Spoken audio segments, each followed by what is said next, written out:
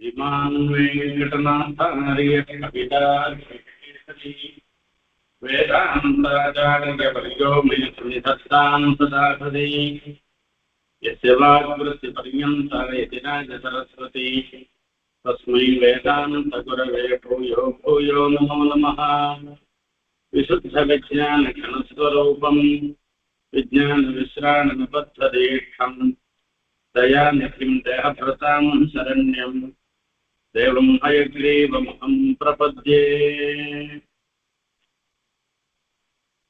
नाथायैव नमः पदं भवतमश्चित्रैश्चरित्रक्रमैः भूयो विभुवनान्यमो निकुहना गोपाय गोपायते कायं नैरसिकाय कालीयफणिस्फारस्फटावाटिका रङ्गोत्सङ्गविशङ्कचङ्क्रमधुरा पर्याय चर्यायते। ಪರಾಂಕುಶ ಭಾಗವತ ಉಪನ್ಯಾಸದಲ್ಲೇ இன்றைய தினத்தில்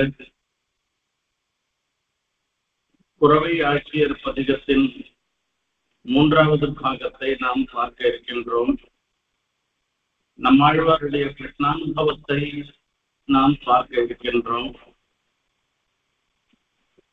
இதுவரையில் கண்ணனுடைய ராசக்கிரீடையையும் கண்ணன் மாடு மேய்த்து அதன் மூலமாக அவன் சந்தோஷப்பட்டதையும்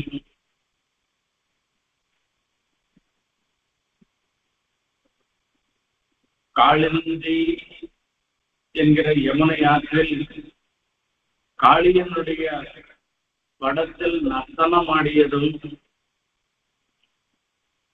நப்பின்னை பிராட்டியை அணித்து சந்தோஷப்படுத்தியதையும் மல்லரை செற்றது மற்றும் குவலையாபீடம் என்னும் யானையை நசித்தது, இப்படி பல விற்த்தாந்தங்களை அனுபவிச்சோம். அதுலயும் தாமோதரனாக ஆட்சியினாலே உரலில் கட்டுண்ட எம்பெருமான்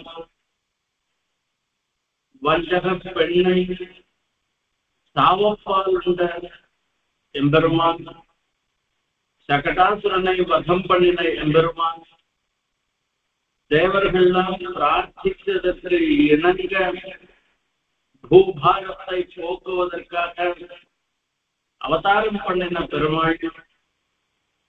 அவர் பிறந்தது வசுதேவருக்கும் தேவகிக்கும் மகனாய் பிறந்தது. இங்க பிறந்ததுன்னு சொல்றது என்ன அப்படின்னு கேட்டா, லோகத்துல இருக்கிறவாளுடைய திருஷ்டியில பெருமாளுடைய அவதாரம் என்றுதான் சொல்லணும், ஆவிர்பாவம் என்றுதான் சொல்லணும். இங்க பிறந்ததுன்னு சொல்ல முடியாது. இருந்தாலும் இங்க இருக்கிறவாளுடைய திருஷ்டியில ஒரு பிறப்பு என்று சொல்லப்படுகிறது. இப்படி ஒருத்தி மகனாய் பிறந்து ஓரிரவில் ஒருத்தி மகனாய் வளர்ந்த விற்த்தாந்தங்களையும் கம்சவதம் பண்ணின விற்த்தாந்தத்தையும் நப்பின்னை பிராட்டிக்காக 7 எருதுகளை பொருதியதையும் இப்படி பல விற்த்தாந்தங்களை நினைச்சு எனக்கு சமமானவா, சந்தோஷத்தை அனுபவிக்கிறவா, பகவத் அனுபவம் பண்றவா லோகத்துல யாருமே இல்லை என்று பெருமையுடன் பேசினார் நம்மாழ்வார். இன்னும் 4 பாசுரங்களிலும் எம்பெருமானுடைய அனுபவத்தை வெளிப்படுத்துகிறார். மனஸ்பரிப்போடு அடுக்கு மானிட சாதியில் தான் பிறந்து தனக்கு வேண்டுரு கொண்டு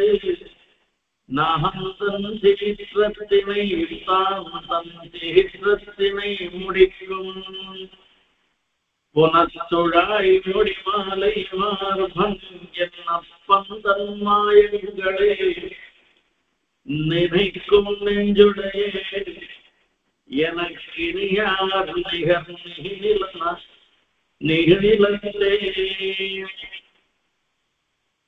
7வது பாசுரம். இதற்கு முன்பு மனப்பறிப்பு என்று சொல்லி சொன்னார். இந்த பறிவு அப்படின்னு சொன்னா துக்கம். இந்த பறிப்புன்றது அந்த துக்கத்தினுடைய துக்கத்தை ஏதோ அப்படின்னு சொல்றது பறிப்பு அப்படின்றது மகிழ்வு அப்படிங்கிற மாதிரி. அந்த பறிப்புன்றது துக்கத்தை ஏதோ அது சொல்றது. பெருமாளுக்கு ஒரு துக்கத்தோட அழுக்கு மானிட சாதியில் தான் பிறந்து இந்த மனுஷனாக எம்பெருமான் அவதாரம் பண்றார். பெருமாளுக்கு எந்த துக்கம் இருக்கு? நமக்கெல்லாம் கர்மானுகூலமாக வரக்கூடியது சுகமோ துக்கமோ.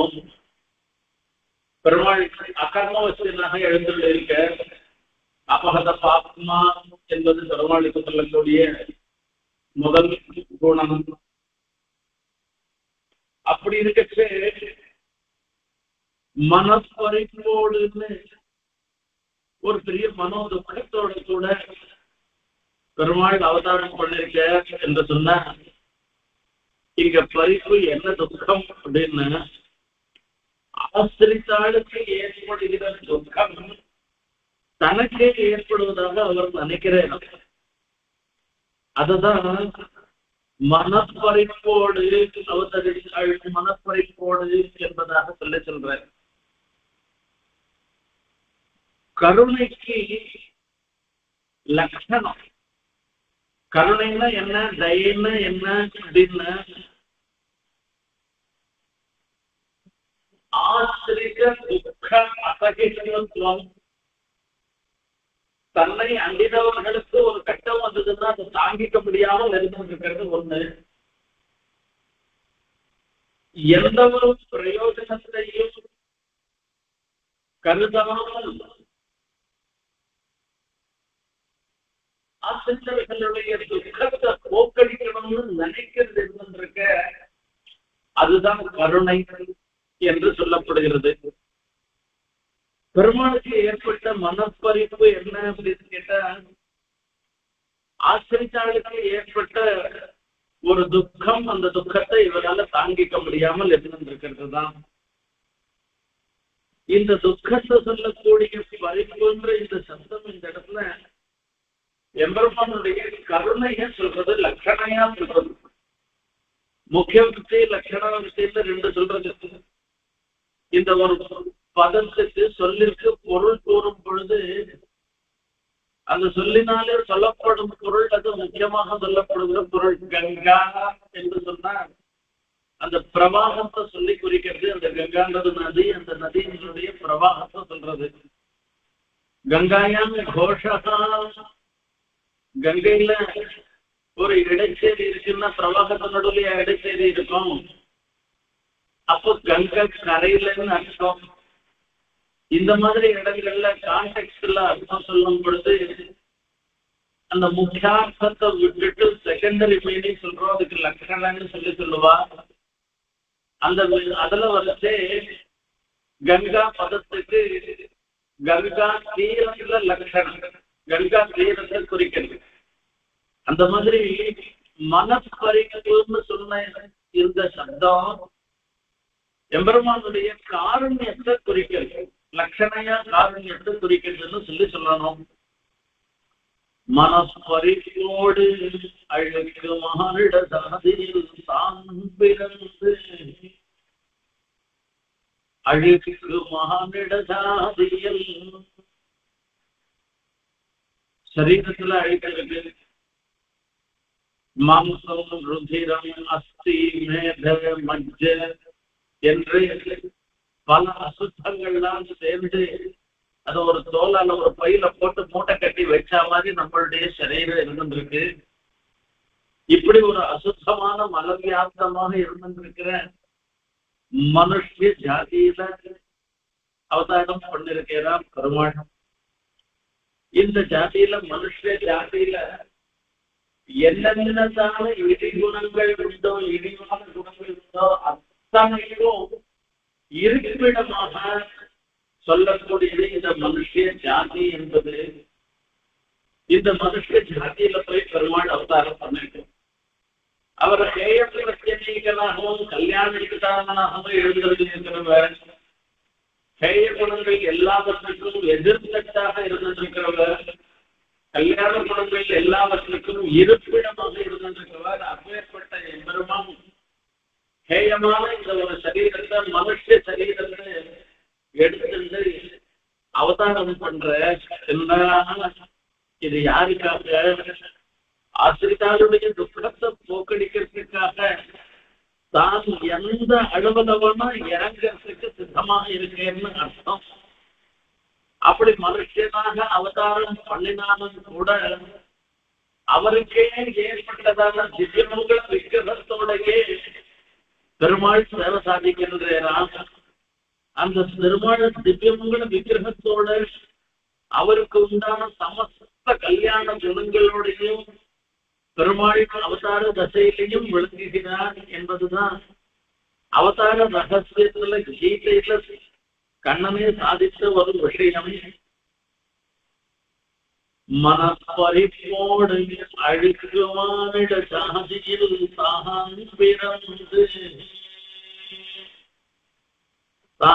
பிறந்து அப்படின்னு பிறந்துன்னு சொல்லச்சு அவதரிச்சுன்னு சொல்லணும்.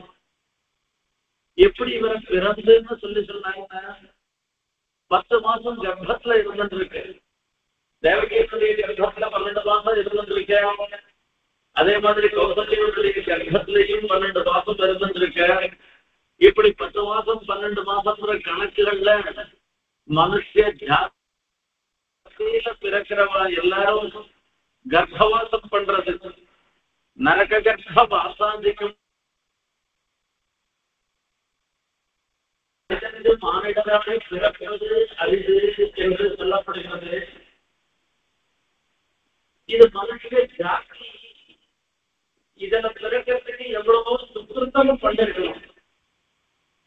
ஆகையால பெருமாள் ஏதோ சுத்தம் பண்ணி மனுஷனாக அவதாரம் பண்ணிருக்கிறார் அப்படின்னு தான் பிறந்தது என்று சொல்கிறார். தன்னுடைய சங்கல்பத்தினால பெருமாள் மனுஷனாக அவதாரம் பண்ணிருக்கிறார், மனுஷ ஜாதியில அவதாரம் பண்ணிருக்கிறேன்னு அர்த்தம். ஜாதியில் அன்பிருந்து தனக்கு வேண்டது கொண்டு முடிக்கும். நானாக ஜாதிகள் எம்பெருமான் அவதாரம் பண்றாங்க. மஷ்டமாக, கூர்மமாக, வரகமாக இப்படி எல்லாம் பெருமாள் அவதாரம் பண்ற அம்சமாக இப்படி எல்லாம் இப்படி பலவிதமான ஜாதிகள் பெருமாள் அவதாரம் பண்றதுக்கு அவர் கர்மா காரணம் இல்ல, அவருடைய சங்கல்பம் தான் காரணமாக இருந்திருக்கு. என்னன்னு கேட்டா இந்த லோகத்திலேயே சம்சரித்திருக்கிறார் சில சேத்தனர்களுக்கு கூட பன்னியா பிறகு யாருமே விரும்ப மாட்டான். அவன் கூட விரும்பாத ஒரு ஜுகமான ஒரு ஜாதியில பெருமாள் அவதாரம் பண்ணிருக்கேன். மத்தியமான அவதாரம் பண்றேன், பூர்வமான அவதாரம் பண்றேன். இதெல்லாம் பண்றதுக்கு யாருமே விரும்ப மாட்டாங்க. அப்படி இருந்தாலும் கூட அந்த ஜாதியிலையும் பெருமாள் அவதாரம் பண்ணினது எதுக்காக அப்படின்னா ஆசிரியர்களுடைய துக்கத்தை போக்கடிப்பதற்காக தான் இந்த அவதாரங்கள் எல்லாம் என்று சொல்லுகின்றார். தனக்கு கொண்டு தாகம் தீவிரத்தினை முடிக்கும், தான் தன் தீவிரத்தினை முடிக்கும். தனக்கு வேண்டும் கொண்டு வந்த சில சமயத்துல எவ்வளவு சதுர்புஜங்களோட சேர்ந்தார்கள். சில சமயத்துல பெருமாள் 2 திருக்கைகளோட சேர்ந்தார்கள். கிருஷ்ணரூபான் அசைக்காமின்னு சொல்லி சொல்றது. அந்த கண்ணனுடைய ரூபத்தை எண்ணியே பார்க்க முடியாது. அஸ்தாந்த ரூபம் பாலகிருஷ்ணன், நமனித கிருஷ்ணன், முரளி கிருஷ்ணன், வேணுகோபாலம் இப்படி கீதோபதேசம் பண்ணின கண்ணன், மல்லாரி வேணுல கண்ணன் அப்படின்னு எத்தனையோ வரிசையா சொல்லிட்டு வந்ததாக அதுக்கு முடிவே கிடையாது. எப்பெல்லாம் எப்படி எல்லாம் சேவை சாய்க்கணும்னு பெருமாள் நினைக்கிறேன், யார் சொல்லணும், எப்படி எல்லாம் சேவை சாய்க்கணும்னு நினைக்கிறேனோ அப்படி எல்லாம் சேவை சாய்க்கிறாங்க. அதை நினைச்சிட்டுதான் இந்த இடத்துல வேண்டொழுத்து கொண்டு தனக்கு வேண்டொழுத்து கொண்டு சாமணம் தேசத்தினை முடிக்கும் என்று அறிவித்திருக்கிறார் ஆழ்வார். அவதாரத்தும் போது 4 திருக்கைகளோட அவதாரம் பண்றாங்க. பரமாத்மாவான எம்பெருமானுக்கு சரீரத்திற்குண்டான எல்லா அடையாளங்களோடையும் பெருமாள் அவதாரம் பண்றாரு. உபசம்ஹார விஸ்வாமித்திரன்ல தேவகி கேட்ட உத்தரகட்டத்துல ஒரு சாதாரண மனுஷ குழந்தையாக ஆயிட்டு திருவாயூர்பாடியில் இருந்த வரைக்கும் அந்த 2 திருக்கைகளோடைய தேவதாசன் இருக்கு. அங்க ஆயுர்பாடம் திருமணம் விளங்குகிற கம்சவசம் பண்ணின பிறகு பெருமாள் 4 திருக்கைகளோட தேவதாசன் அர்ஜுனனுக்கு சாகசம் பண்ணும் பொழுதும் 4 திருக்கைகளோட சங்கடத்தை பெருமாள் எழுந்திருக்கிற.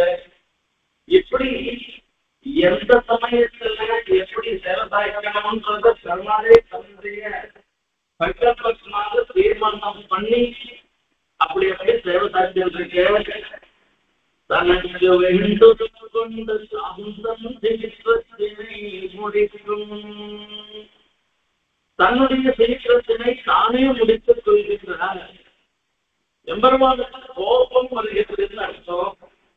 எம்பெருமானுக்கு கோபம் வருமானா கோபம்ன்றது ஒரு தாழ்ந்த குணம், இழிவான குணம், சேக குணம். அது எம்பெருமான் சேக பிரத்யேகமாக இருக்கிறவர். சேகங்கள் எல்லாத்துக்கும் எதிர்கட்டாக திகழ்பவர். அவரிடத்துல போய் சேக குணம் இருக்குன்னு சொல்லி சொன்னோம்னாக்க அது தோஷமாயிடுவேன். ஆழ்வார் இந்த இடத்துல தாழ்ந்த சீக்கிரத்திலேயே முடிக்கும்னு சீக்கிரம்னு சொல்லிருக்காரு, கோபம்னு சொல்லிருக்காரு. அது என்ன அப்படின்னு சொன்னா ஆசிரியர் விரோதி நிரசனத்தினாலே சீக்கிரம் கொள்ளுபவனாங்க சீக்கிரம்னு சொல்றாரு. ஆசிரியருக்கு விரோதி இருந்தாங்கன்னாக்க அவளை போக்கடிக்கிறதுக்காக நான் தன்னுடைய கோபத்தை தீர்த்து கொள்கிறேன்னு அர்த்தம் சொல்றார். கோபத்தை வசமையான்னு சொல்லி சொல்றாரு. இது ஒரு சுவாரஸ்யமான விஷயம். ராமாயணத்துல யுத்தம் நடக்கிறது.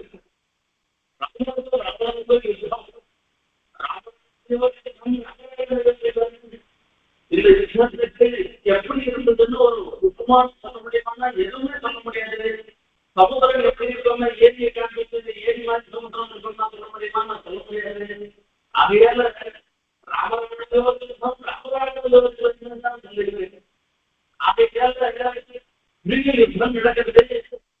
பெருமாள் ராமனுக்கும் சக்கரவர்த்தி திருமகன் சிறிய திருமணத்தினுடைய தோல் மேல இருந்தது ராவணன் யுத்தம் பண்றார்.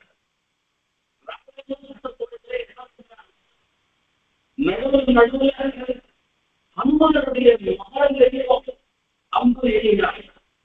இந்த மார்பை போட்டு அடிக்கிறார். ராமனுடைய துணியை பார்க்கவே நேர ராமனுடைய பார்த்து யுத்தம் பண்ணிட்டு எதிர்த்து துணியை பார்க்கவே அப்படி துணியை பார்த்தா அனுமானுடைய மாறுவதுதான் இந்த பார்ப்பவரை அவங்களுக்கு கோபம் வந்துட்டான். கோபத்தை வசமே சொல்லுறது அவருக்கு இயல்பான கோபம் கிடையாது.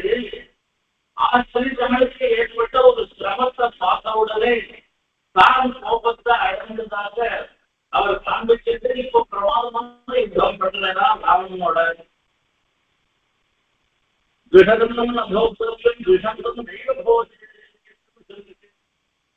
கண்ணன் தூது போகின்ற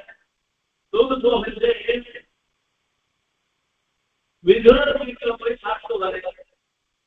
அப்ப துரியோதனன் கேட்கிறாரு, நீ போய் பிரஷன போஷணம்னு சொல்லி தாய்மொழி கூடி பேரப்பாக விதுரத்துல போய் சாப்பிட்டு வரைய. நாங்கெல்லாம் இருக்கோம் வீட்டுல இருக்கிறோம் திராவணம் இவாத்துல சாப்பிடக்கூடாதா? அங்க போய் சாப்பிட்டுருக்கேன். விடதம் நோக்கவேன் விடந்தம் நெய்வ போதையே எதிரிகள் வீட்டுல நாம சாப்பிடக்கூடாது, எதிரிகளுக்கு நாம வீட்டுல சாப்பிட பண்ணக்கூடாதுன்னு சாஸ்திரம் சொல்றது. திரு மனசை எனக்கு எல்லாம் இதுக்கு விளக்கங்கள் இருக்கு. துரியோதனன் கேட்கிறார், பாண்டவன் சொல்றதே நம்ம பிராணனுக்கு பாண்டவாக. அப்ப நீ பாண்டவர்களை துவேஷிக்கிறார். பாண்டவர்கள் யாரு? மம பிராணனா இருக்கிறோம். அவர்கள் உடல் சார்ந்துதான் நான் எப்படி அவையல்ல பாண்டவர்களை துவேஷிச்சா எல்லையே துவேஷிக்கிற மாதிரி அர்த்தம்னு அங்க சொல்ற. ஆசிரியர்களுக்கு ஒரு சிரமம் வந்ததுன்னாக்க பெருமாள் தனக்கே ஏற்பட்ட சிரமமாக நினைச்சு அந்த ஆசிரியர்களுக்கு ஏற்பட்ட சிரமத்தை தோக்கடிப்பதற்கு அவர் பண்ணுகின்ற காரியத்தை தான் இந்த கோபத்தை தாமும் சீக்கிரத்தினை முடிக்கும் என்பதாக சொல்லுகின்றார். புனத்துழாய் முடிவுகளை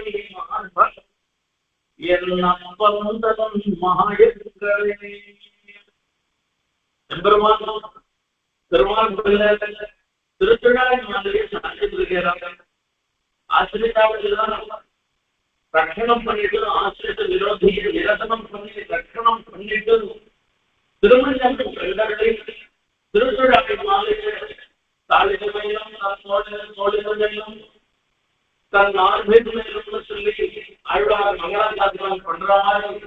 அந்த திருமணியிலிருந்து திருமணத்திலிருந்து ஆரம்பித்து எல்லா இடத்திலையும் குடியிருந்ததாக என்ன திருத்துழாய் மாலை சாப்பிட்டு சேவை சாய்க்கிறார். அந்த பெருமான் அங்க முடிவு சொல்றது, இதுவே பயிர் வச்சாங்க பயிர் பண்ற இடத்துல முளைச்சதாக இருந்திருக்கிற திருத்துழாய். அந்த திருத்துழாய் மாலையை உடைய மார்பன் அப்பந்தன் மாயுகளை நினைக்கும் நெஞ்சுடைய என் அப்பன் அப்படி திருத்துழாய் மார்பனாக எழுந்து இருந்திருக்கிற எம்பெருமான் எனக்கு உகாதனாக இருந்திருக்கிறவன் என் அப்பனாக இருந்திருக்கிற வழக்கு தனக்கு இப்படிப்பட்ட ஒரு உபகாரங்கள் லோகத்துல யாருமே கிடையாது. அப்பேற்பட்ட பெருமான் அவனுடைய மாயங்களை நினைக்கும் நெஞ்சுடைய அவனுடைய மாயங்களை ஆச்சரிய சேதங்களை நினைக்கும் நெஞ்சு மனத்தை உடையவனாக நான் இருந்திருக்கேன்.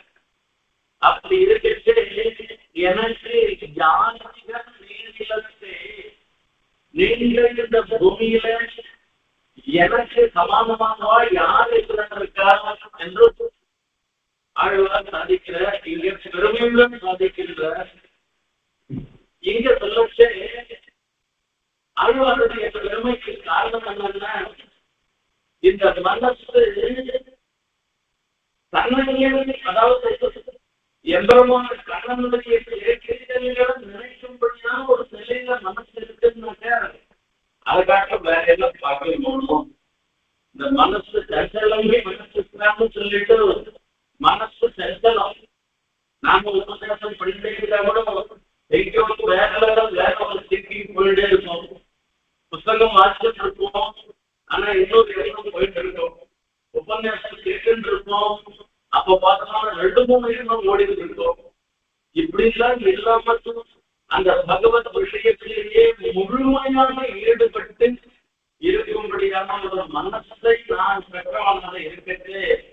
இப்படி எனக்கு சமமானதா லோகத்துல யார் இருக்கு? ஏற்கனவே சொல்லியாச்சு, எந்த லோகத்துல எனக்கு சமமானதாக இருக்குமா பரிணாமபாவம் பண்றதுல எனக்கு சமமானதா யார் இருக்கான்னு ஒரு கேள்வி கேட்டேன் ஏற்கனவே. அதையே மறுபடியும் சொல்லி சொல்றாரு. இதுக்கு என்ன தாற்பயம்னு கேட்டா, அங்க எல்லா லோகத்திலையும் சொல்லி சொல்றாங்க. இங்க சொல்லி இந்த பூமியில மாத்திரம் சொல்லது, இந்த பூமியில இங்க இருந்து அனுபவம் பண்றது அதுதான் சார்த்தமான ஒரு விஷயம். ஸ்ரீவைகுண்டத்துல இருந்து பகவத் அனுபவம் பண்றது பரிபூர்ணம் பிரம்மானுபவத்தை அனுபவிக்கிறது. அது ஒரு பெரிய விஷயம் இல்லை. இங்க இருந்து இப்படிப்பட்ட அனுபவத்துக்கு வர்றதுக்குனாக்க அப்ப இந்த லோகத்துல எனக்கு சமானமா யாரு இருந்திருக்கா? யாருமே இல்லை என்பதாக ஆழ்வார் இந்த பாத்திரம் மூலமாக பெருமையாக பேசுகிற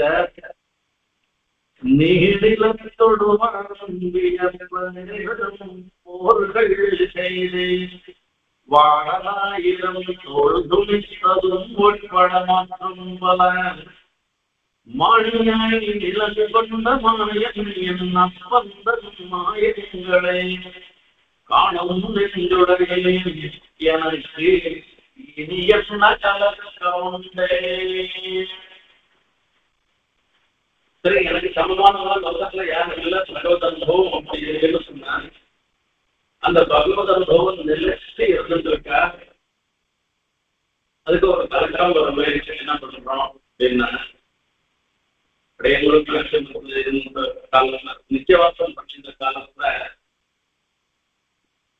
சில விஷயங்கள் நாள்ல சில சேவைகளும் விட்டுவிடக்கூடாதுன்னு ஆபீஸ்ல இருந்து மறுபடியும் பங்குனி வருஷத்துல பார்த்தோம்னாக்க பல்லவோத்சவம் நடக்கும். அந்த பல்லவோத்சவத்துல 3வது நாள் அவதார கட்ட செயல், அவதார கட்டத்தை இந்த புராணத்துல வாசிப்பார். அதுக்கு பள்ளிக்கோடு விமானத்துல நிர்மாண ஆசிரியர்கள் நிறைய பிரபாவம் ரோஜா மாதா அற்புதமா சேர்த்தாச்சு. அன்னைக்கு அது சாதாரணமா மத்தியானமா நடக்கும். இதுக்காக ஓடி வந்து நிர்மாணத்தை போவோம் நான். அதே மாதிரி வசந்தோத்சவ சாத்தமுறை இன்னைக்கு மத்தியானம் 3 மணிக்கு 3 மணிக்கு சௌரிய சமர்ப்பிச்சு மயில் தோட்டத்தை சமர்ப்பிச்சு அற்புதமா ஆச்சரியமான ஒரு சேவை. ஒரு வஸ்திரம் சரிய வஸ்திரம் சமர்ப்பிச்சுட்டு நிறைய செல்வா மனம் சமர்ப்பிச்சுட்டு அப்படியே மாலைகளா இல்லாத அந்த ஒரு சேவை. அந்த சேவை ஒரு 1 மணிக்காக தான் இந்த சேவை 3 to 4 சேவை இருக்கும். அது சேவிக்கிறதுக்காக ஓடி வருவோம். நான் இப்படி இல்லாம வளர்ச்சியே எல்லாம் அப்படின்னா இந்த பெருமாளை சேவிக்கிற அனுபவம் ஒரு பங்கு இருந்திருக்கும். சந்தோஷம் நிச்சயம் இருக்குதான் இருக்கணும். கூடவே நம்ம நடந்து ஓடி வந்துட்டோமே, யாரும் வந்து என்ன தோற்று போறாடோ இல்லை, இன்னைக்கு எவ்வளவு நாளைக்காக எவ்வளவு காம்பன்சேஷன் பண்ணிட்டு எவ்வளவு நாள் உட்காந்து வேலை பண்ணணுமோ அப்படின்னு அந்த பயமும் அந்த துக்கமும் கூட சேர்ந்ததே இருந்துருக்கோம். அந்த மாதிரி நாம எல்லாருக்கும் நான் ஒரு பிரிட்டாங்கிறதுக்காக சொல்றேன். ஆத்மஜீவ சமயத்துல பெருமாள் தெரிஞ்சுட்டு வருவோம், சாதம் வச்சுட்டு போவேன். பெருமாள் தெரிஞ்சுட்டு வருவோம், நான் பக்கத்துல சாந்தி போயிட்டு தான் என்ன பண்றதுன்னு ஒரு பயணம். ஒரு பாதி தான் அந்த அனுபவம் இருக்கிற, இன்னொரு பாதி அந்த அனுபவத்துக்கு ஒரு விசேஷம், ஒரு தடங்கள் ஏற்படும். இந்த மனசு வேலைக்கு என்ன முடியாது ஆயிடும். மனசு ஒரு சக்கலமான ஒன்று. இது இப்ப நிறைய சொல்றேன், உங்க மனசை சந்தோஷப்படுத்துங்க சொல்றேன். அழுவார் பார்த்து கேட்கிறார், மீதுக்கு எனக்கு சமானமா யாரும் இருக்கா, என்னுடைய மனசு அண்ணனையே நினைச்சது இருந்திருக்கு என்று எல்லாம் சொல்ற வாஸ்தவம் தான். அதுக்கு ஒரு துறையில கலக்கம் வந்ததுன்னா என்ன பண்றது, வேற ஒரு திருப்பிக்கு வந்ததுன்னாக்கா அப்ப அந்த மனுஷன் என்ன பண்ணும் அப்படின்னு கேட்கிற. அதுக்கு சமாதானம் சொல்ற இந்த பாசனம் மூலமாக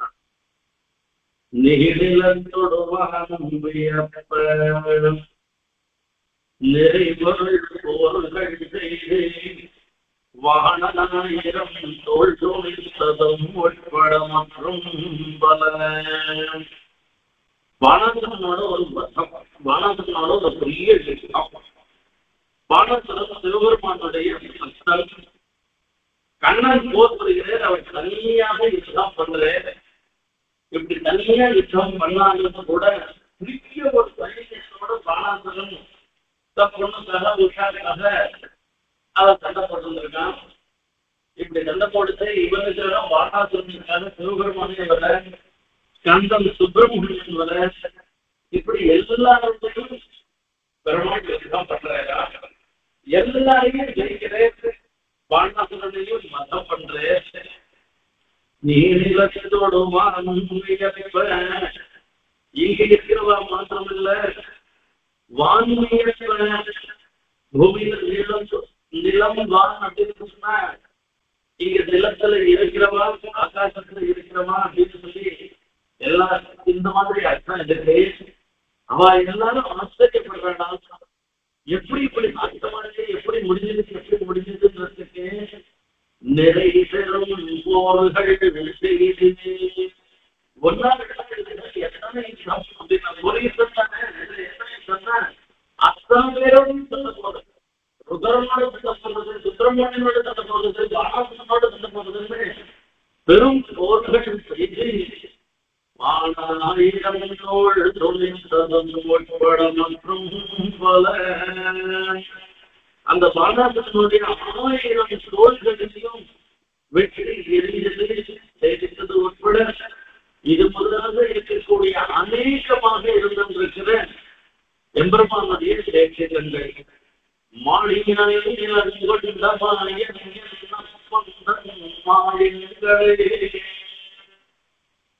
மாநிலங்களை மாமன்னாக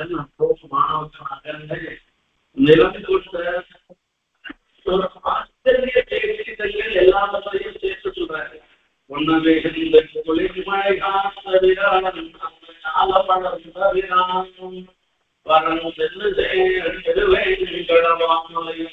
ஒண்ணுமே தொடரும் வினை போயுமே குன்றமே குளிர்மழை அப்போ இது ஒரு ஆச்சரியமான சேட்சிதம் அதே விஷயத்தை சொல்லி சொல்ற அந்த 4 மடங்கு மாதிரியா யாரு அவனுடைய இன்னொரு ஆச்சரிய சேட்சித்தம் என்னதுன்னா அவதாரம் பண்ணி திருவிக்கிரமனாக உலகம் முழுவதையும் அழுந்து கொண்டது அது கருவடிகளாலே அறந்து கொண்டது இப்படி ஒரு ஆச்சரிய சேட்சித்தங்களில் எல்லாவற்றையும் மனசுல நினைச்சுக்கிறேன் ஆழ்வார் உடனே இது கண்ணனுடைய ஆச்சரிய சேட்சித்தங்கள் கண்ணன் இவர் 2 பேரும் தான் திருவேங்கடமலையில எழுதிருக்கேன்னு ஆழ்வாருடைய பார்க்க இதே ஆழ்வாருடைய பார்க்க அன்றைய திருவேங்கடமாலை ஒன்று அந்த திசையில மாயங்களை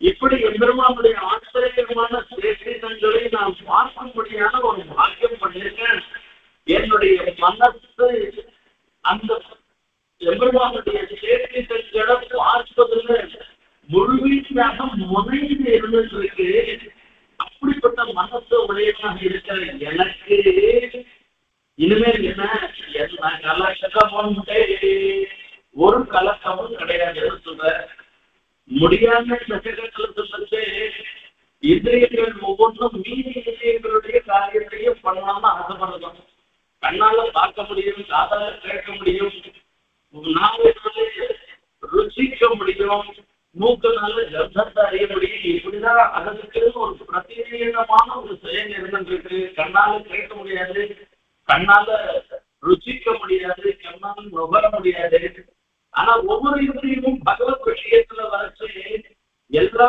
விதமான அனுபவத்தையும் ஏற்படுத்திக்கணும்னு நினைக்கிறதுன்னு சொல்லி ஆழ்வார் சாதிக்கிறார் இந்த மனசும் என்ன பண்றது அப்படின்னா எல்லா அனுபவத்திலையும் தான் தரணும்னு இதுவும் ஒரு இந்திரிக்கான கட்டேந்திரியாருன்னு சொல்ல அப்படின்னால இந்த இந்திரியமும் அப்படி விரும்புறது அப்படிப்பட்ட மனசை நான் சொல்றது எனக்கு கலக்கம் வரது எந்த சன்னிவேசத்திலையும் கலக்கம் வராதுன்னு சொல்ற கலக்கமலை உலகத்தை சென்ற மாயமும் உட்பட மற்றும் வலக்கையாடி இடக்கை சங்கம் சங்கம் இவையுடைய மால் பண்ணனை மலக்கும் நாவுடைய மாறுளதோ மண்ணில் திசையே இந்த லோகத்துல இப்படி எவ்வளவான அனுபவிக்கிறவனுக்கு செவிகளிலே செஞ்சொல்லாலே எம்பெருமான ஏற்ற பெற்றவனாக இருக்கின்ற எனக்கு சமமாக இந்த லோகத்துல யாரா இருக்காளா இப்படி பகவத் அனுபவ பரிகாரமாக செவிகளிலே செஞ்சொல்லாக இந்த தமிழ் பிரபந்தத்தை வெளிப்படுத்தும் முறையில எனக்கு ஏற்பட்ட சந்தோஷம் இந்த லோகத்துல யாருக்கு ஏற்பட போகுது என்று ஆழ்வார் சாதிக்கிற இந்த இடத்துல இது ஒரு அற்புதமான ஒரு சித்தாந்தம். இதுல கண்ணன் ஒரு சுமையில் யாகம் பண்ண ஆரம்பிக்கிறேன். யாகம் தீட்சித்தராக இருந்திருக்கேன். யாகத்தை தீட்சித்த யாகம் பண்ண ஆரம்பிக்கிறவங்க யாகசாலை நடந்தாச்சுன்னா 5 நாள் இந்த யாகசாலையை விட்டு வெளில வரக்கூடாது. 5 நாள் தீர்த்தம் ஆடக்கூடாது. வெறும் சந்தியாவனத்துல காரியத்தை அதாவது சந்தியாவனம் கூட நித்தியம் பண்ற மாதிரி சந்தியாவனம் பண்ணக்கூடாது. அந்த சந்தியாவனத்துல கூட ஜபம் உபஸ்தானம் இதுதான். இப்படி யாகத்துக்கு சில நியமங்கள். அது சில சமயத்துல தான் பேசலாம், சில சமயத்துல பேசக்கூடாது. உடம்பு சுருந்துச்சுன்னா கூட அழைப்பு ஏற்படுத்தினா கூட நகத்தால செய்யக்கூடாது. இதுல ஒரு மான் சொம்பு கட்டி விட்டுருப்பா. அந்த மான் சொம்பால இது நாங்க புலி காட்டுறதுதான் மனசுல அழைப்பு ஏற்படுத்தினா அதால சிறப்பா போக்கடிக்கணும். இப்படி எல்லாம் சொல்ல நியமங்கள்.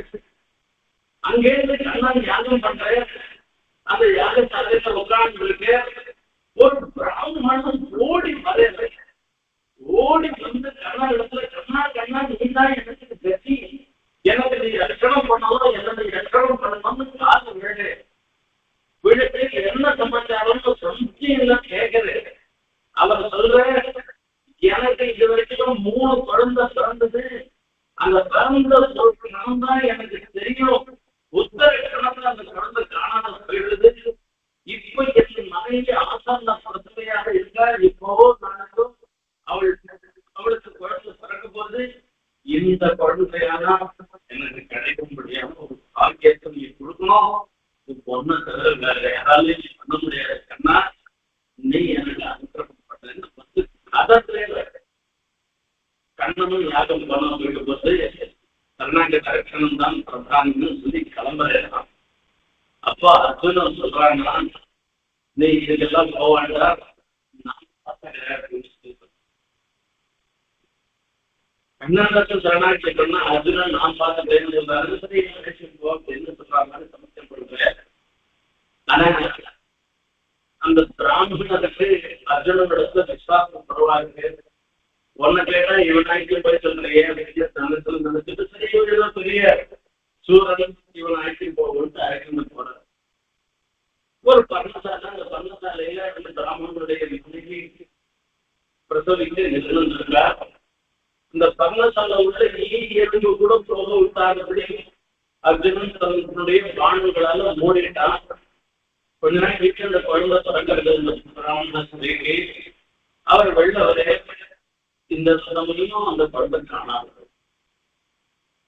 ஒரு கோபந்தான் வருது. பாராவது நான் கண்ணன் இடத்துல சரணாகிட்டு பண்ணோம்னாக்க கண்ணன் வந்து ரட்சணம் பண்ணணும்னு பிரார்த்தனை பண்ணோம்னாக்க இந்த அர்ஜுனன் அனுப்பி வச்சிருக்காங்க. இப்படி ஜெயான அசாதம் போய் அனுப்பி வச்சிருக்காங்கன்னு சொல்லிட்டு அர்ஜுனுடைய தலைமுடியை பிடிச்சு இருக்கு தராட்டு இருக்கு. அங்கேருந்து வரைய கண்ணனுடைய யாகசாலையை வந்து நின்று கண்ணா ஒரு இடத்துல நான் சரணாகிட்டு பண்ணாங்க. எனக்கு இதுதான் நீ சரணாகிட்ட ரக்கணும், நீ பண்ற சரணாகிட்ட ரக்கணும்னு அவரிடம் கண்ணன் போய் சொல்றாரு. அப்ப கண்ணன் சொல்லுவேன் உடனே யாகத்தை விட்டுட்டு கிளம்பிடுறேன். கிளம்பினா தேர் எடுத்து போறேதான். அந்த தேர்தல் அதி வேகமா போறேதான்.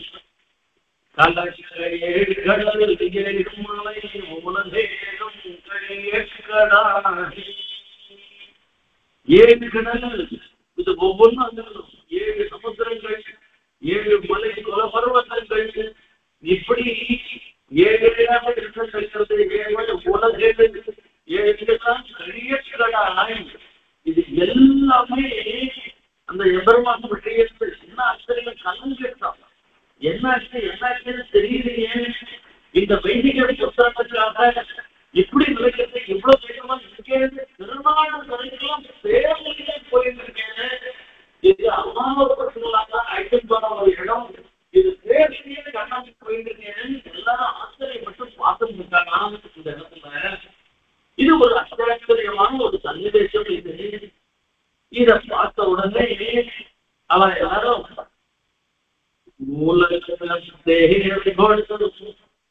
சந்திரமாய மற்றும்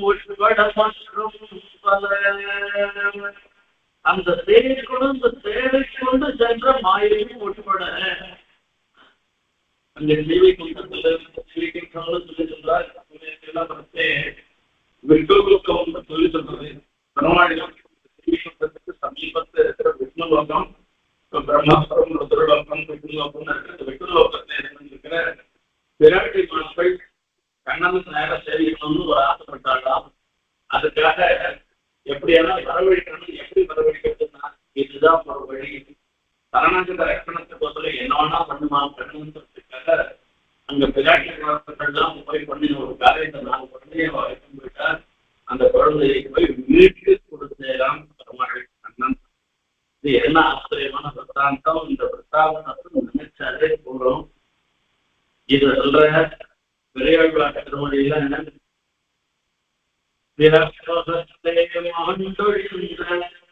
பிள்ளைகளில் நால்வரையும் இறை பொழுதில் உணர்ந்து கொடுத்து ஒரு கொடுத்த உரைப்பனும் மறைவரும் தீவடத்திருப்பான்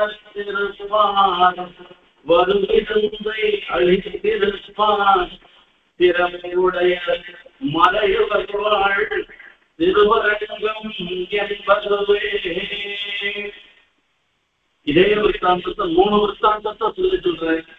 சாந்திபுரி மகிழ்ச்சிக்கு எப்பயோ போன குழந்தைய அவர் அந்த குருதட்சணையாக கொண்டு வந்து கொடுத்த ஒரு விஷயம், ஓதுவித்த தக்கணையாக ஒரு குருவே கொடுத்தான் என்பதாக அங்க ஒரு பரீட்சைக்கு உத்தரையினுடைய குழந்தைய கரிக்கட்டையாக விழுந்த குழந்தைய பாட்டாளம் பத்மன் நிறைந்தற்கு பாரபாவம்னு அந்த கரிக்கட்டையா விழுந்தது கரை ஒரு ராஜகுமாரனாக ஆக்கினதெல்லாம் கண்ணனுடைய விற்த்தாந்தம். இப்படிப்பட்ட கண்ணனுடைய விற்த்தாந்தங்களை நினைச்சு பார்க்கதான் அது எப்பேற்பட்டது. உலகத்தை மற்றும் இந்த மற்றும் அந்த சாந்திபுரி மகிழ்ச்சிக்கு குருதட்சணையாக பிரபாச தீர்த்தத்தை என்னைக்கோ இருந்த குழந்தையை கொண்டு கொடுக்கிறது. உத்தரையினுடைய கஷ்டத்தை அந்த கரிக்கட்டையா விழுந்தது அந்த குழந்தையை ராஜகுமாரனாக ஆக்கினது உட்பட கண்ணனுடைய ஆச்சரியமான சேஷங்கள் இந்த 3 விருத்தாந்தத்திற்குமாக 3 பாசனமாக பெரியாழ்வார் திருமொழியில் சாதிக்கிறார். இந்த 3 பாசனத்தினுடைய அர்த்தத்தையும் சேர்த்து அபிமான சத்துவத்துல ஆழ்வான் அனுபவிக்கிறார். இப்படி எல்லா மக்களையும் இது உள்ளுக்குள்ள அடைக்க போயிடுது. மற்றும் பல அடைகிறது.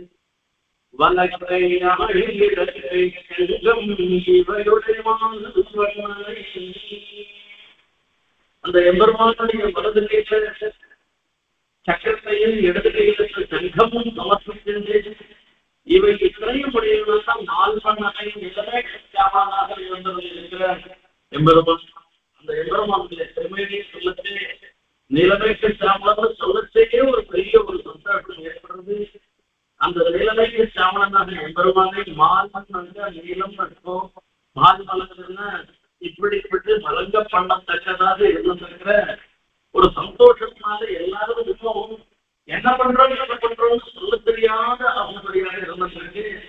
அப்பேற்பட்ட நாவுடைய அந்த எம்பெருமான சோதனம் பண்ணக்கூடியதான நாக்கு உடையனாக இருக்கிறேன். எனக்கே என்னுடைய இப்படிப்பட்ட அத்தியுதமாக இருந்திருக்கிற கவிதா வைபவம் உடையவனாக இருந்திருக்கிற எனக்கு சமாதான லோகத்துல யார் இருந்தாக்கா இந்த லோகத்துல அததான் நான் சொல்லி சொல்றேன் என்று சொல்ற மண்ணு மண்ணு செய்ய பெரும் பாரதம் பண்ணி மகன்கள் செய்து சேனை வாழ்வடமோட்டு போய் வெண்மிசை தனதாமே முகமேறிய தோதிதந்தாள் நன்றி நான் வணங்க பெற்றேன் எனக்காக பிறப்புநாயகரே. எனக்கு சமானமாகவோ எனக்கு மேற்பட்டவராகவோ இதுக்கு மேல யாராவது இருந்திருக்காளா அப்படின்னு யாருமே கிடையாது. பகவத் அனுபவத்துல அதையும் பெண்ணானுபவத்துல கண்ணனுக்கு சமானமாகவோ கண்ணனுக்கு நம்மாழ்வாருக்கு சமானமாகவோ நம்மாழ்வாருக்கு மேம்பட்டவர்களாகவோ யாருமே கிடையாது. அவரே இந்த இடத்துல சொல்லி முடிக்கிறேன்.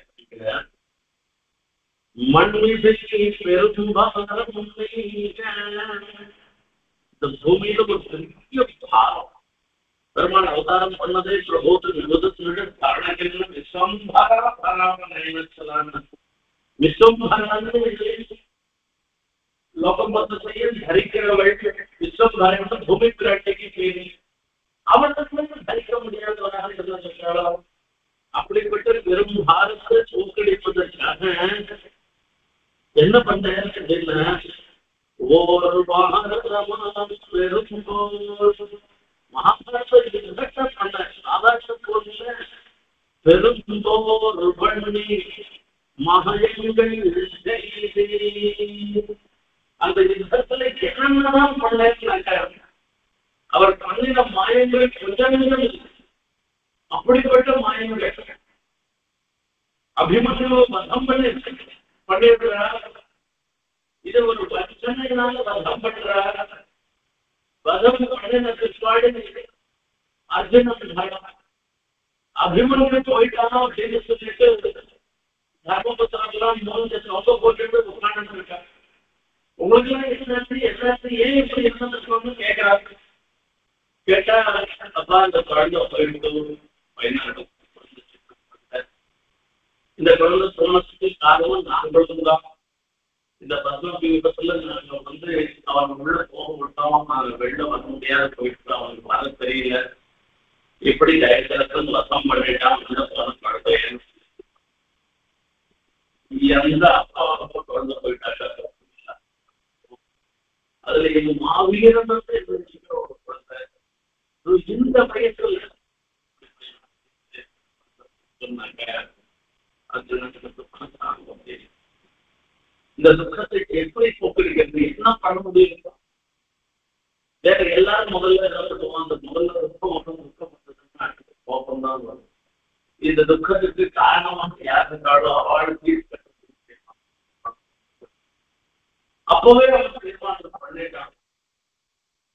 என்னுடைய குழந்தைய அபிமன்யு வதம் பண்ண ஜெயதர்சன மங்களுக்கு சமைக்காத ஒரு சூரியாஸ்தமனத்துக்குள்ள அந்திக்கு பொழுது முடிவு அந்த தாய்களுக்கு முன்பு வதம் பண்ண முடியாத போயிட்டு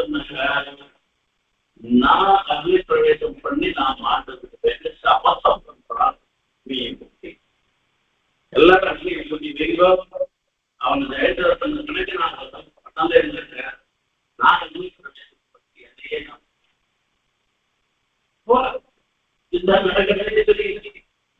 இந்த சமாச்சாரம் துரியோதனன் தெரிஞ்சு போச்சு. எப்படியாவது ஜெயத்ரதனை ஒழித்து வெற்றிட்டு இருந்தாங்க. இன்னைக்கு சாயங்காலம் வரைக்கும் ஜெயத்ரதன் வெளிப்படாமல் இருந்துட்டாங்கனாக்க அர்ஜுனன் சொல்ற சபத்த பிரகாரங்களுக்கு ஜெயத்ரதன் அவன் கணக்கு வதம் பண்ண முடியாத போயிட்டு இருந்தாங்க. அர்ஜுனன் அக்னி பிரவேசம் படி தன்னையே மாய்த்துக் கொள்ள போகிறான். இதனால அர்ஜுனன் போயிட்டாக்க கொஞ்ச நாளைக்கு தர்மபுத்திரர் எப்படி நல்ல சொல்லி போட்டு அபிமன்யு போன உடனே அரசு உட்கார்ந்து அந்த மாதிரி உட்கார்ந்து வேண்டியதான் நமக்கு ஜெயம் சொல்லணும்னு தீர்மானம் பண்ணிட்டா. அங்க இருக்கிற துரோணர் முதலியவர்கள் எல்லாம் சொல்லி நீ பார்த்துக்கோ, இந்த ஜெயதரசன் கிட்ட போகக்கூடாது சொல்லுது. பாக்கலாம் இந்த மாதிரி ஜோ பண்ணி போச்சு போங்க. எல்லாரும் எடுத்துட்டு உள்ள போறாங்க, கீழே போறாங்க. அந்த ஜெயதரசன் போகணும். அந்த கிட்ட போனாலும் சொல்ற ஜெயதரசன் எங்க இருக்கு. அப்பதான் பெருமாள் ஒரு ஆச்சரியமான ஒரு காரியத்தை பண்ணேன். தன்னுடைய சக்கராய் சத்தால சூரியனையே மறைச்சிட்டு சூரியனையே மறைச்ச உடனே அசைஞ்சு போயிட்டோம்னு நினைச்சிட்டு ஜெயதரசன் வெள்ளம்தான். அது எல்லாம் அசைஞ்சு போயிட்டோம்னு நினைச்ச உடனே அந்த சைன்யம் மொத்தம் சொல்றதா சரி அர்ஜுனன் அக்னி பிரவேசம் பண்ணி தன்னை மாய்ப்பு சொல்லிருக்கான். சூரியனே அசைஞ்சு சொல்லிடுறது. அதான் ஜெயதரசன் சந்தோஷமா வெளியில வராங்க. வந்தாக்க சூரியன் ஜெகத்தாழ்வார வெள்ளை இருக்கிறேன் சூரியன் பழையபடி தெரியறா தெரிஞ்சவங்க நேரத்துன்னு மதம் பண்ணிடலாம். இப்படி எத்தனையோ ஆயுதங்கள் ஒன்றுச்சு இல்லை. இந்த யுத்தத்தை சக்காயுத ஆயுதத்தை எடுக்க மாட்டேன்னு அந்த கண்ணன் சபதம் பண்றேன். அதே பீஷ்ம சபதம் பண்றேன், கண்ணனா ஆயுதத்தை எடுக்க வெப்பேன்னு சொல்லி சொல்றேன். தன்னுடைய சபதம் பெருசா இல்ல தன்னுடைய பக்தர்கள் பீஷ்மருடைய சபதம் பெருசான்னு யோசனை பண்ணி பார்க்கிறேன். தன்னுடைய சபதம் குறவா இருந்தா கூட பரவாயில்ல, பீஷ்மருடைய சபதம் பொய்யாக கூடாதுன்னு சொல்லிட்டு தானே சத்ராயுதத்தை எடுத்துட்டு ஓடுறேன். நான் பீஷ்மரை வதம் பண்றேன்னு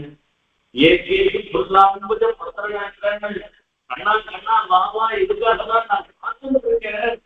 உன்னுடைய சத்ராயுதத்தால கண்ணகி எனக்கு பிராணம் ஏற்பட்டதுன்னா என்ன காட்டிலும் பாக்கியம் பெற்றவா இந்த லோகத்துல யாருமே இல்லை என்பதுதான் பீஷ்மர் சொல்றாரு. இப்படி முன்னாடினா அந்த மகாபாரத யுத்தத்துல கண்ணன் பண்ணின சேட்டுகள் மாயங்கள் ஒன்று சொல்ல முடியாது.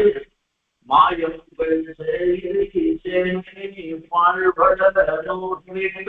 போய்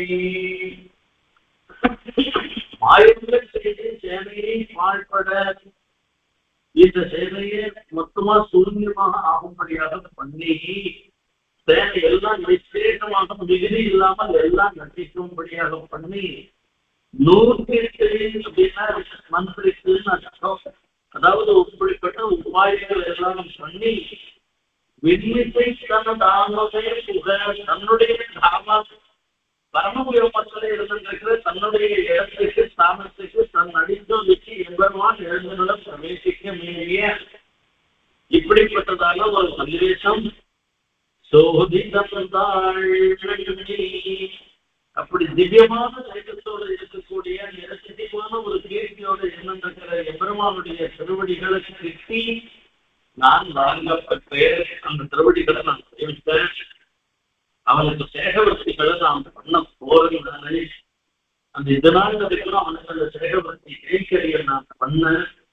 இப்படிப்பட்ட எனக்கு வேற யாருதான் எனக்கு பெரியவராக ஆக முடியும், எனக்கு காட்டணும் மேம்பட்டவராக ஆக முடியும், யாருமே ஆக முடியாதுன்னு இந்த 10 பாத்திரங்கள்ல பகவத் அனுபவத்தினால நம்மாழ்வாருக்கு கண்ணனுடைய அனுபவத்தினால நம்மாழ்வாருக்கு ஏற்பட்ட ஒரு பெருமை அவர் திருவாக்காலேயே அருளி செய்தார்.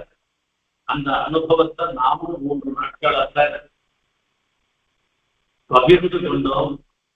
இந்த நாளில அந்த கண்ணன் தவிர வேற யாரும் நம்ம மனசுல இல்லை. மீதிப்போது ஆழ்வாரும் கண்ணனும் தான். ஆழ்வாருடைய அந்த பாசுரமும் கிருஷ்ணானுபவமும் தான் நமக்கு இந்த காலங்கள்ல இருந்தபடி இப்படி நமக்கு ஆழ்வார் இப்படி கிருஷ்ணானுபவத்தை கொடுத்துட்டு நாயகன் முழுவேருலகுமாய் முழுவேருலகம் தன் நாயகம் புக வைத்து அவையெல்லாம் கேதவன் நடிகை குருகோர் தடகோ சொன்ன தூய 1010 வழியே